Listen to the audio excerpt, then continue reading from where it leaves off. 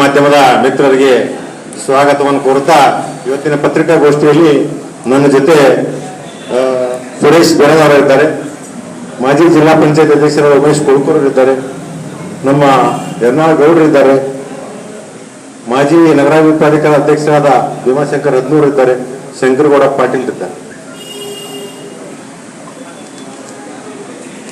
ನಿನ್ನೆ ನಡೆದ ಕಾಂಗ್ರೆಸ್ಸಿನ ಪಂಚಮಸಾಲಿ ಪತ್ರಿಕಾಗೋಷ್ಠಿ ನೋಡಿದೆ. ದೇಶ ಸುರಕ್ಷಿತವಾಗಿದೆ, ನಾವು ಸುರಕ್ಷಿತವಾಗಿದ್ದೀವಿ. ಸೊ ಹೀಗಾಗಿ ಈ ಒಂದು ಚುನಾವಣೆಯಲ್ಲಿ ಸಮಾಜವನ್ನ ಒಂದು ರಾಜಕೀಯವಾಗಿ ಬೆಳೆಸಿಕೊಳ್ಳುವುದಕ್ಕೆ ಅಷ್ಟರ ಮಟ್ಟಿಗೆ ಸೂಕ್ತ. ನಾನು ನಮ್ಮ ಸಮಾಜದ ಹಿರಿಯರಲ್ಲಿ, ಸಮಾಜ ಬಾಂಧವರಲ್ಲಿ ನಾನು ವಿನಂತಿಸಿಕೊಳ್ಳುವುದೇನಂತಂದ್ರೆ, ಈ ಒಂದು ಇಂತಹ ಸಮಾವೇಶಗಳಿಗೆ ದಯವಿಟ್ಟು ಯಾರೂ ಸಮರ್ಥನೆಯನ್ನು ಮಾಡಿಕೊಳ್ಬೇಡ್ರಿ, ಸಪೋರ್ಟ್ ಮಾಡಬೇಡ್ರಿ. ಮತ್ತೆ ನಾ ಇನ್ನೊಂದು ನಮ್ಮ ಕಾಂಗ್ರೆಸ್ಸಿನ ಪಂಚಮಸಾಲಿ ಮುಖಂಡರಲ್ಲಿ ವಿನಂತಿಸಿಕೊಳ್ತೀನಿ, ಆದಷ್ಟು ಈ ಸಮಾವೇಶವನ್ನು ರದ್ದುಗೊಳಿಸಿದ್ರೆ ಚಲೋ ಆಗ್ತದೆ. ಒಂದು ಒಳ್ಳೆ ಸಂದೇಶ ನೀವು ಸಮಾಜಕ್ಕೆ ಕೊಡ್ತೀರಿ. ಇವತ್ತಿನವರೆಗೂ ಏನಾಗ್ತಾ ಇದೆ,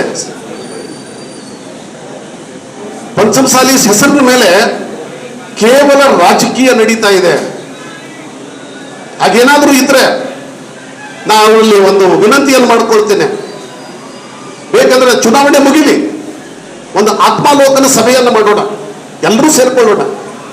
ಯಾವ ನಾಯಕ, ಯಾವ ಲೀಡರ್ ಯಾವ ರೀತಿಯಾಗಿ ಸಮಾಜಕ್ಕೆ ಏನು ಮಾಡಿದ್ದಾನೆ ಅದಕ್ಕೆ ಚರ್ಚೆ ಮಾಡೋಣ. ಮತ್ತೆ ನನ್ನ ತಲೆಯೊಳಗೂ ಐತಿದು, ಚುನಾವಣೆ ಮುಗಿದ ನಂತರ ಒಂದು ಆತ್ಮಾವಲೋಕನ ಆಂದೋಲನ ಮಾಡ್ಬೇಕಂತ ಹೇಳಿ ವಿಚಾರ ಮಾಡಿದ್ದೀನಿ ನಾನು. ಸಮಾಜ ಒಡಿತಿಲ್ಲಿ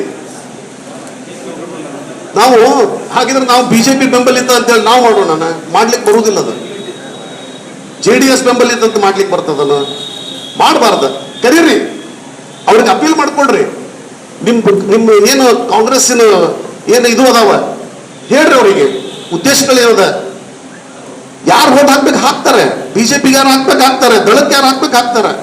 ಆದ್ರೆ ಈ ರೀತಿ ಏನಾಗಿದೆ ಅಂತಂದ್ರೆ, ಈ ರೀತಿ ಅಂದ್ರೆ ಒಂದು ರೀತಿ ಸಮಾಜವನ್ನ ಬೆಳೆಸಿಕೊಳ್ಳೋದು ಏನದಲ್ಲ, ಇದು ಎಷ್ಟರ ಮಟ್ಟಿಗೆ ಸಮಂಜಸ ಅಂತಕ್ಕಂಥದ್ದು ನಾನು ಈ ಸಂದರ್ಭದಲ್ಲಿ ಕೇಳಲಿಕ್ಕೆ ಬಯಸ್ತಾ ಇದ್ದೇನೆ. ಮತ್ತು ಒಂದು ಅವರು ಏನ್ ಮಾಡಿದ್ದಾರೆ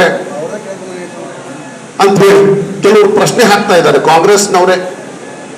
ಮತ್ತೆ ನಿನ್ನೆ ನಡೆದಂತ ಇದರಲ್ಲಿ ಕೂಡ ಜಿಗಜಿಣಗಿ ಅವರು ನಮ್ಮ ಸಮಾಜವನ್ನ ಒಡಿಲಿಕ್ಕೆ ನೋಡಿದ್ದಾರೆ. ಅದು ಒಂದು ಮಾತು ಹೇಳ್ತೀನಿ, ಒಬ್ಬ ಜಿಗಜಿಣಗಿ ಅವರು ಒಬ್ಬ ಹಿರಿಯ ರಾಜಕಾರಣಿ, ಮುತ್ಸದ್ದಿ ರಾಜಕಾರಣ ಕಲಿಬೇಕಂತಂದ್ರೆ ಅವರಿಂದ ಕಲಿಬೇಕ್ರಿ.